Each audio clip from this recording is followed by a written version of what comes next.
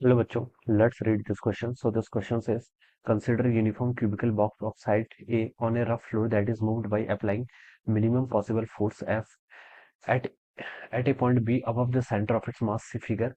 If the coefficient of friction is nu is equal to 0.4, then the maximum possible value of 100 into B by A for box not to topple before moving is okay. Not to topple before moving बोल रखा है, ठीक है।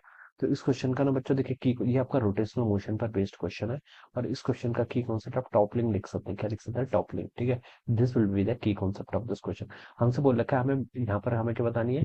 Maximum value B by A into 100 बतानी है, जिससे कि box आपका क्या करे, टॉपल ना करे बिफोर मूविंग, ठीक है। ये कंडीशन दे रखी है।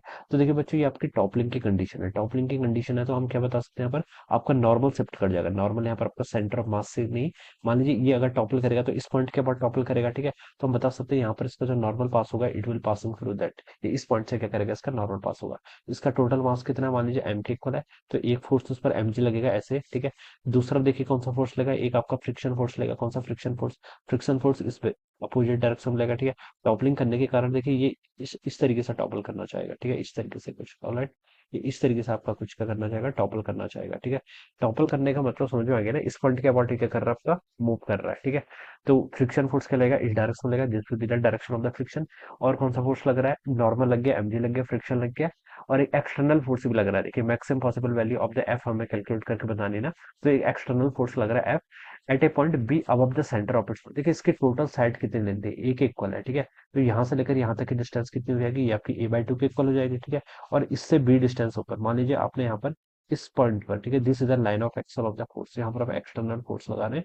और ये वैल्यू कितनी गिवन कर रखी है आपको? बी के इक्वल क्वेश्चन में गिवन की हुई है, ठीक है।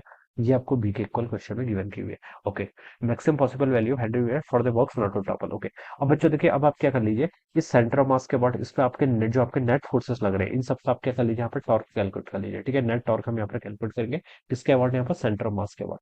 तो आप लिख लीजिए torque about centre of mass, अगर हम यहाँ पर कैलकुलेट करेंगे, ठीक है।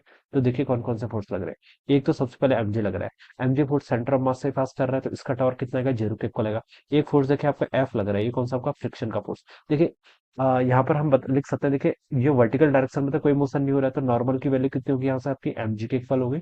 नॉर्मल एमजी के इक्वल है, तो फ्रिक्शन फोर्स आप लिख सकते हैं कितना होता है? न्यू टाइम्स एन के इक्वल। तो न्यू एमजी के equal this is my friction force. ये क्या हो जाएगा? Friction force. फ्रिक्शन फोर्स का टॉर्क देखिए कैसा आएगा?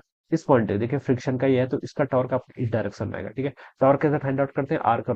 आर क्रॉस एफ से, ठीक है। तो आर ये है आपका, ठीक है, ये ऐसे लाइन जॉइनिंग आएगी। एफ फोर्स का लाइन ऑफ एक्शन ये है, तो इसके अंदर टॉर्क आएगा वो आपका क्लॉकवाइज डायरेक्शन में आ रहा है। सिमिलरली देखिए बच्चों, और ये तो फ्रिक्शन का टॉर्क आ गया, ठीक है। एमजी का कोई टॉर्क है नहीं। अब हम देखते हैं यहाँ पर सबका नॉर्मल का टॉर्क देखिए कैसा आएगा। नॉर्मल ये आपका ऐसे पास कर रहा है, ठीक है। इसका टॉर्क देखिए आपका आर क्रॉस एफ करेंगे, तो इसका टॉर्क तो बच्चों से एंटी क्लॉकवाइज डायरेक्शन में आ रहा है, ठीक है।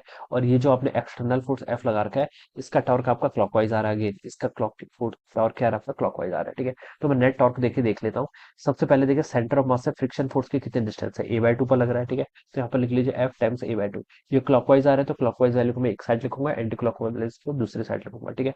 दूसरा आपका नॉर्मल फोर्स लग रहा है। नॉर्मल फोर्स का देखिए टॉर्क क्या आ रहा है? आर क्रॉस एफ है, ये तो आपका एंटी क्लॉकवाइज आ रहा है, तो उसको चलिए नॉर्मल माइनस एन, ठीक है। और डिस्टेंस कितनी देखिए, इसकी डिस्टेंस इसकी आपकी ए बाई टू के इक्वल है, ठीक है। यहाँ से सेंटर से डिस्टेंस ये ए बाई टू के इक्वल है ना, टोटल साइड इसकी ए है, तो ये आपका ए बाई टू के इक्वल हो जाएगा। थर्ड फोर्स कौन सा लग रहा है आपका? ये कैपिटल एफ, ठीक है। इसका टॉर्क देखिए, इसका लाइन ऑफ एक्शन ये है, ठीक है। और इसका टॉर्क देखिए आपका क्या रहा है? क्लॉकवाइज डायरेक्शन में आ रहा है। कितने डिस्टेंस पर आ रहा है? बी पर आ रहा है। तो प्लस क्या लिख लीजिए यहाँ पर? एफ टाइम्स बी के equal. This is equal to zero. ये क्या हो गया आपका? जीरो के इक्वल हो गया, ठीक है। अब आप बस यहाँ पर क्या कर लीजिए? वैल्यूज पुट कर लीजिए। फ्रिक्शन कितना आपका? न्यू एम जी के इक्वल, ठीक है। फ्रिक्शन की वैल्यू कितनी यहाँ से आपकी? न्यू एम जी के इक्वल, इसको पुट कर लेंगे, तो ये आपका हो जाएगा न्यू एम जी टाइम्स आपका A by two minus normal. Normal देखिए कितना है? नॉर्मल तो आपका एम जी के इक्वल है, ठीक है। नॉर्मल एम जी के इक्वल है, तो यहाँ से हो जाएगा आपका M G times A by two plus आपका एक्सटर्नल फोर्स आपका एफ है, ठीक है। एक्सटर्नल फोर्स आपका क्या लग रहा है? एफ लग रहा है, ठीक है। तो इसको देखिए, एफ टाइम्स कितना हो जाएगा आपका? यहाँ पर B is equal to zero, ठीक है। All right. एफ हमें तो रेसी बताना है। बी बाई एफ की वैल्यू के लिए क्या बोल रखा है? देखिए यहाँ पर rough that is moved by minimum possible force. Minimum possible force बोल रखा है, ठीक है। बच्चों देखिए मिनिमम पॉसिबल फोर्स कितना होना चाहिए? हॉरिजॉन्टल डायरेक्शन में देखिए कौन कौन सा फोर्स लग रहा है। एक तो आपका कैपिटल एफ लग रहा है एक्सटर्नली, एक आपका फ्रिक्शन लग रहा है। तो इसको टॉपलिंग करने के लिए मिनिमम तो इसकी वैल्यू एफ के इक्वल होनी चाहिए, जो आपका फ्रिक्शन है फ्रिक्शन के इक्वल होनी चाहिए, ठीक है। फ्रिक्शन की मिनिमम वैल्यू देखिए कितनी हो सकती है? न्यू एम जी के इक्वल, ठीक है। तो मिनिमम वैल्यू पूछ रखा है, तो यहाँ पर आप कैपिटल एफ की वैल्यू भी न्यू एम जी पुट करेंगे, ठीक है। तो आप इसको यहाँ पर पुट कर लीजिए, तो ये हो जाएगा आपका न्यू एम जी टाइम्स कितना ए बाई टू के इक्वल, माइनस आपका एम जी टाइम्स आपका ए बाई टू के इक्वल, और ये एफ एफ की मिनिमम वैल्यू बतानी जो कि आपके फ्रिक्शन के बराबर तो एटलीस्ट होनी चाहिए। ठीक है, तो हम यहाँ पर क्या लिख सकते हैं, न्यू एम जी के इक्वल, तो ये आपका mu M G times B हो जाएगा, it is equal to zero, ये आपका जीरो के इक्वल हो गया। ठीक है, अब क्या क्या टर्म कैंसिल हो रही है, एम जी यहाँ पर कैंसिल हो रहा है, एम जी तो देखिए हर जगह है, तो एम जी से एम जी कैंसिल हो गया, यहाँ पर आपका कितना बच गया, mu A by two minus आपका ए बाई टू प्लस आपका mu B, it is equal to zero, ये जीरो के इक्वल हो जाएगा।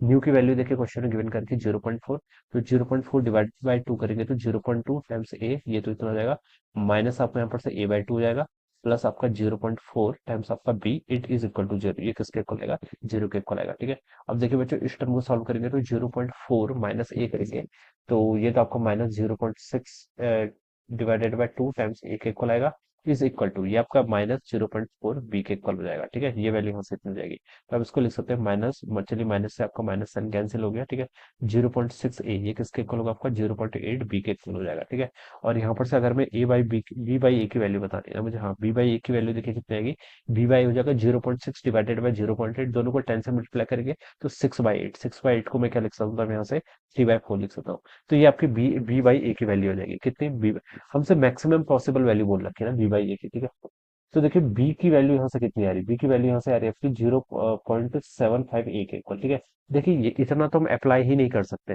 देखिए 0.7 बी की वैल्यू होगी, 0.75 ए होगी, तो ये पॉइंट आपका यहाँ कहीं से पास करेगा। ठीक है, इतना, ठीक है, इतना पास करेगा। ठीक है, क्योंकि देखिए ये फोर्स यहाँ से यहाँ तक की डिस्टेंस कितनी बचेगी आपकी 0.5 ए के इक्वल, लेकिन ये आपका इससे भी 0.25 ए हो रहा है। ठीक है, तो ये तो आपका फोर्स पॉसिबल ही नहीं है, तो मैक्सिमम हमसे ये बोल रखा है, देखिए maximum possible value B by, तो वी बाई ए जो अपनी मैक्सिमम पॉसिबल वैल्यू यहाँ पर ले सकता है वो कितने ले सकता है। ठीक है, यहाँ पर से मैक्सिमम पॉसिबल ये हो सकती है कि अगर हम इसके जस्ट इस सरफेस के ऊपर से यहाँ पर से ऐसे टच करें, यानी कि शियर फोर्स जैसा लगा लें। ठीक है, तो ये जो मैक्सिमम पॉसिबल वैल्यू यहाँ पर आपकी अलाउड है, ये तो कितनी होगी आपकी ए बाई टू के इक्वल होगी या फिर 0.5 ए के इक्वल होगी। ठीक है, तो मैक्सिमम पॉसिबल वैल्यू जो आपकी अलाउड होगी बी मैक्सिमम जिसे हमने बोला गया, वो आपकी 0.5 टाइम्स ए के इक्वल हो सकती है। इससे ज्यादा बात करेंगे तब तो फोर्स आपका देखिए हवा में लगाना पड़ेगा फिर। ठीक है, विच इज नॉट पॉसिबल। ठीक है, तो मैक्सिमम पॉसिबल वैल्यू क्वेश्चन बोला गया, तो हम लिख सकते हैं बी बाई ए की जो वैल्यू होगी वो 0.5 के इक्वल आएगी, और इसको आप 100 से मल्टीप्लाई कर लीजिएंगे तो 100 इंटू 0.5 करेंगे तो ये आपका कितना आएगा, 50 के इक्वल आएगा।